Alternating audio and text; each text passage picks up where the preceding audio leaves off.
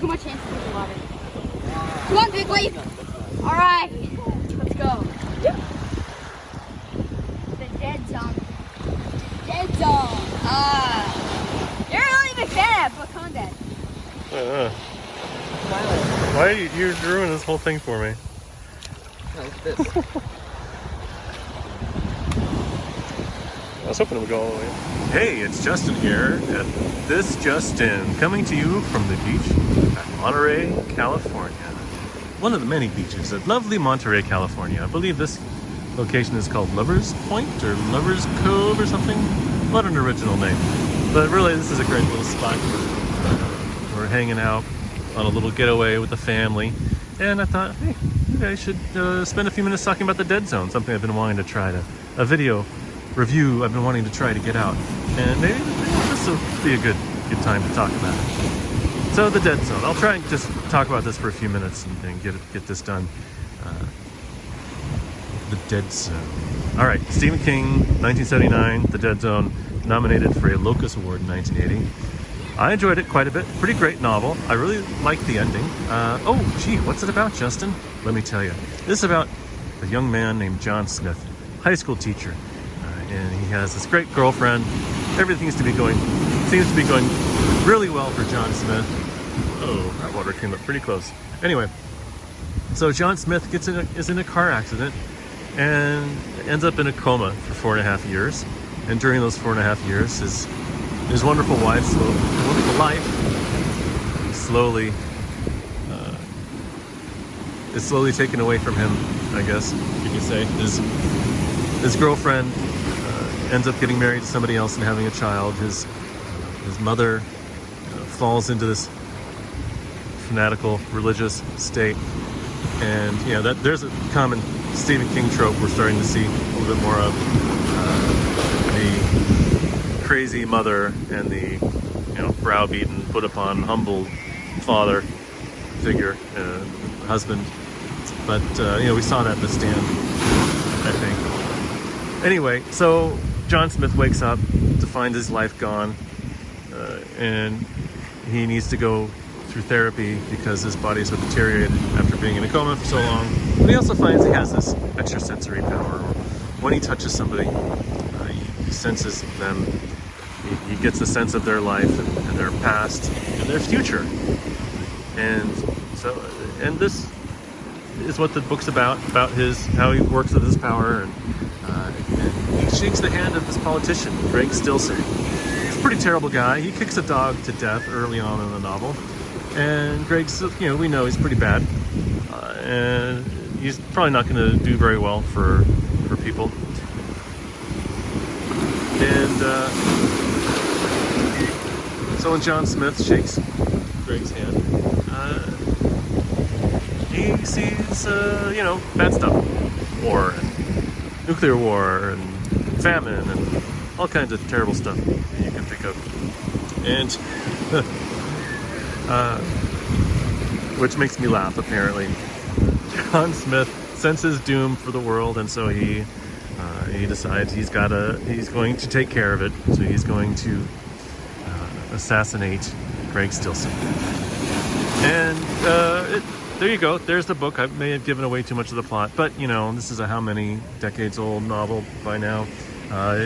There's a movie based on it, which I thought was pretty good, starring Christopher Walken and directed by David Cronenberg. As David Cronenberg movies go, it's not one of his best movies, but as Stephen King movies go, I think it's a pretty good Stephen King movie. Anyway, I like the book quite a bit. One of the things I like about it a lot was the ending, which for a Stephen King book is saying something. Stephen King has a reputation for having some not so great endings, and I think this one is the exception to that rule or stereotype, I guess. It's a pretty great ending. I found it emotionally resonant. I was actually moved by the ending, and I was touched by John Smith's accomplishment. I'm not usually one for fate or destiny, but it seems to me that John Smith had a goal, a fate, a destiny, to use those words that I probably don't use very often in my day-to-day life. Anyway, So I really love the ending. Has a couple of very dark moments, particularly with the serial killer. And we see the serial killer. We are there with the serial killer during one of his murders early on, and it's a pretty dark moment. I felt like it might be going a little bit too far, but it ends up not quite going too far. Maybe one step close to, or barely one step over too far. At least for a Stephen King novel. Not that I generally have a problem with novels that go too far, but in this case, it was going to feel outside of the general tone of the book. But anyway, it didn't quite go there.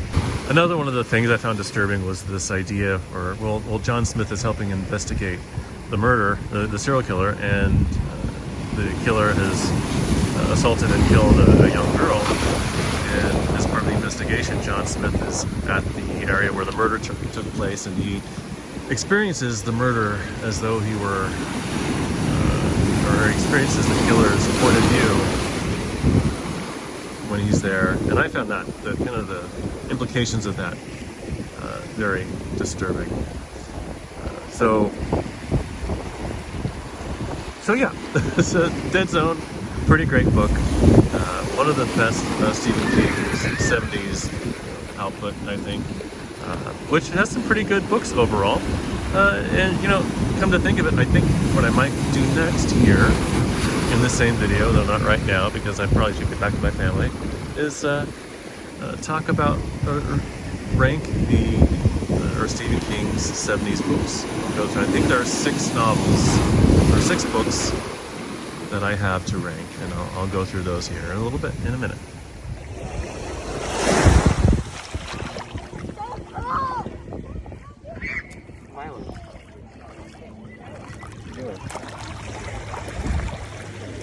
Filming my feet in this thing. Don't film your feet.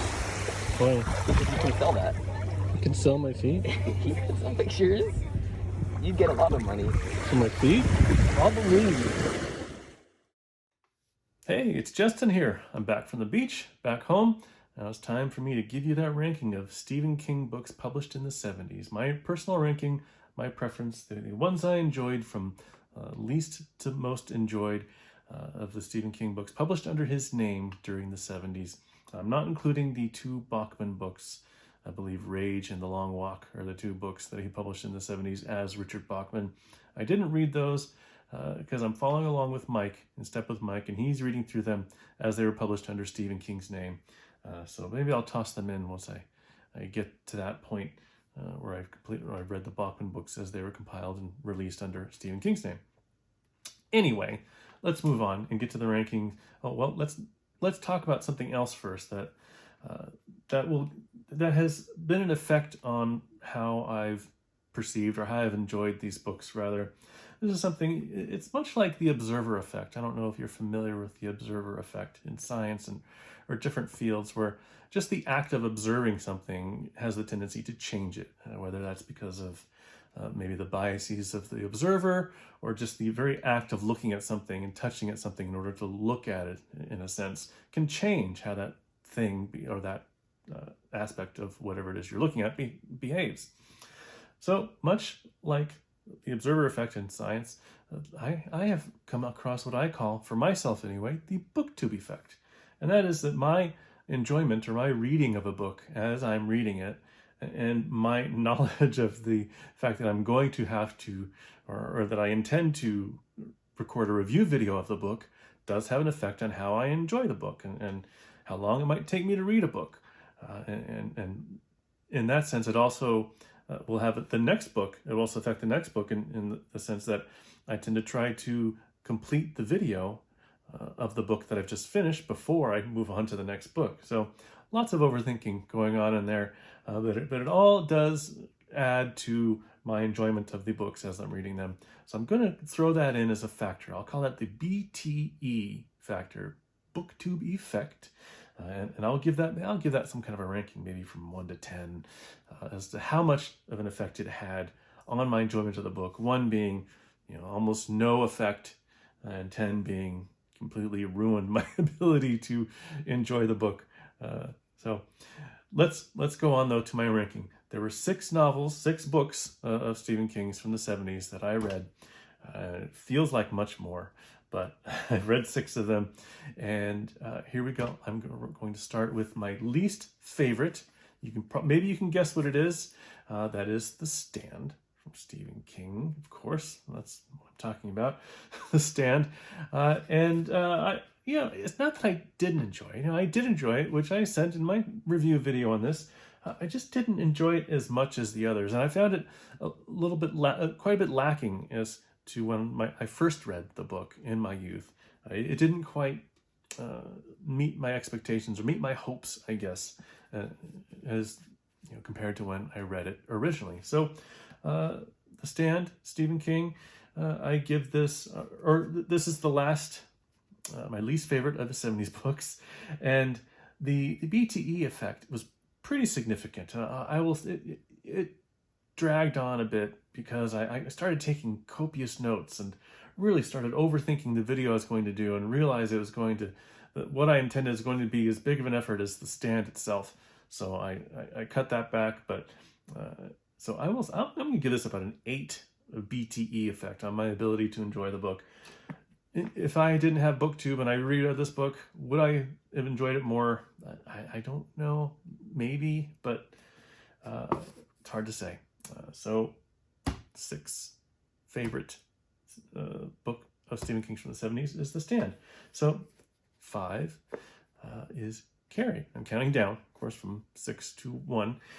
So Carrie, and again, it's not that I didn't like it. I liked it quite a bit. It's just the others I think I liked more for different reasons. It's short, which is actually a good thing. It's actually positive, especially when compared to some other books, right? But yeah, it's a good book. Just didn't overwhelm me with awe and wonder.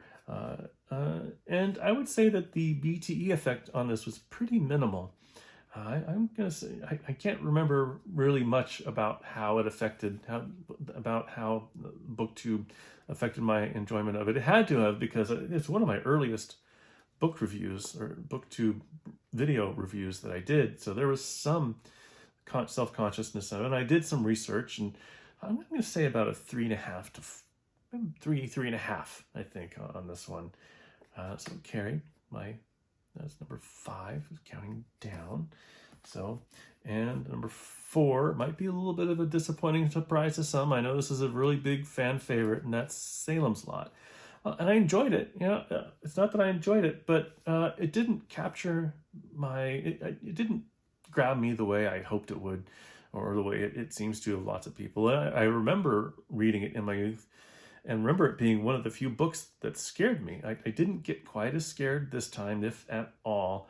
But I think there also was a pretty significant BTE in this case. I'm going to say that I'm going to give this like a 6.5 to 7 BTE. I was comparing myself maybe to some other reviews I had seen, and it just was something that weighed on my mind a bit as I was reading the book. So there was a significant BTE. So maybe if I didn't have that in play, I'd have ranked it higher. But nonetheless, there it is. But no, number 3, Night Shift. And it has some low points that I didn't realize were low points when I read it in my youth, but I do still have a real fondness for it. It's one of my strongest memories of reading Stephen King in my youth is Night Shift. These stories really stand out to me, and there are really some really great stories in here. So this is probably my 3rd favorite of his books from the 70s. I'm going to say that the BTE on this was pretty minimal, pretty low. I was able to read this without overthinking too much. I was able to read, enjoy the book, and get my video review out for what it was. I really remember my review on this book. I'm going to say this is probably a 2 BTE. There was likely no or 0 BTE. I'm going to say maybe 2.5. I don't know. So, and now we're moving on to the top 2 books that I read of Stephen King's 70s novels or books. And here we go. Number 2 is The Dead Zone. And so the BTE wasn't too bad on this. I'm going to say maybe a 4, 3.5, 4. I don't know. I did come to a stopping point where I kind of stopped and maybe was taking some notes that went on for a bit, but I really enjoyed it. I really got wrapped up in it as it moved further along. I already talked about this just a little bit ago. I've reviewed it. Did I miss anything in my review that I wanted to mention? There was kind of a dull spot maybe towards the middle as he's going through rehabilitation. But overall, I really liked it. I really liked the ending a lot. It really resonated with me, as I've already mentioned. So that's why I'm putting this at my second favorite Stephen King book from the 70s, of which I've read as published under his name during the 70s. And of course, what else is left but The Shining? Again, I've mentioned already, I think in my Faces of Horror tag video, how much I love this book. And I still love it since that video. Of course, I still love this book. It was the biggest surprise to me. I remembered thinking it was fine in my youth, but it really just struck a completely different chord with me as an adult, as a father, and as a husband. It really struck me and felt very personal. So this is my favorite Stephen King book from the 70s, as published under his name. The Shining, a great book. I can't wait to read it again. It may very well be my favorite Stephen King book. I don't know if anything will beat it from here on out. Who knows? Maybe there's some pretty great books coming up here pretty soon. I have started Firestarter, which I am enjoying. It's fine so far. I won't go into it too much now. I guess I'll have a review on it. I will say that my thinking of and putting my thoughts together on the Dead Zone affected my enjoyment, have in fact affected my ability to read Firestarter, but I'm still enjoying it. So Firestarter, we'll get to there when we get there. But now that we've talked about Stephen King, time for me to let you guys go. Thanks for sticking around. Thanks for watching my family vacation videos, and I hope you're doing great, staying safe. Thank you very much. Bye.